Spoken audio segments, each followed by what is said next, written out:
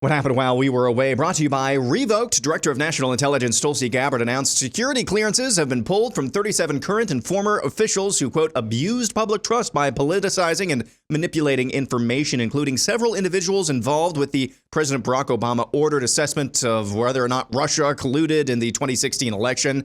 A memo from Gabbard announced that more than 36 intel professionals, including former top aide to Obama DNI James Clapper, had either politicized or weaponized intelligence, failed to safeguard classified information, or not followed tradecraft standards. Learning Chinese today. Today's phrase is, let's do arrests next and be legends. 接下来让我们逮捕并成为传奇. We now know, thanks to the Department of Transportation, that Harjinder Singh, the Indian national who appeared nonplussed after his illegal U-turn in Florida obliterated 3 lives. That guy failed an English language proficiency test, getting only 2 of 12 verbal questions correct and only identifying 1 of 4 traffic signs correctly. How Singh was able to obtain a certified driver's license is a mystery only California can solve, apparently. Speaking of California, here's State Senator Cobble Don, who's saying the quiet part out loud and proud about redistricting. If if a year from now, or a month from now, or if a week from now, if your cousin is kidnapped off the street, if UCLA closes down, if we announce that there won't be an election, if the census that we're relying on for the commission's next stab at redistricting doesn't include 1.5 million Californians in it, if we have no democracy left and we look back and said, if only we could have done something. Well, the nice thing about this is that we are in a time machine. We can do something. In Boston, Mayor Michelle Wu appears to be creeping up to the line of criminality. She says her city will not comply with the federal government's deportation efforts and made a big show of it. The U.S. Attorney General asked for a response by today. So here it is. Stop attacking our cities to hide your administration's failures. Yeah. Unlike the Trump administration, Boston follows the law. Yeah.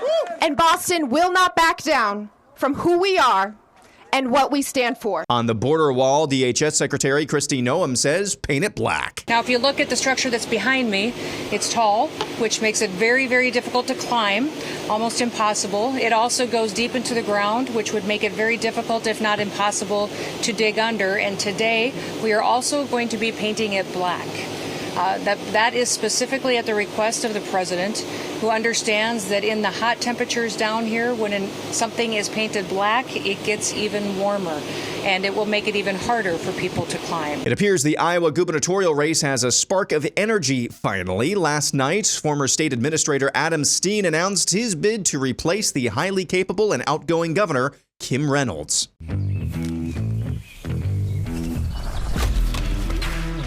I'm Arnn Steen. I'm not a career politician or D.C. congressman. You wouldn't want me as your governor if I was.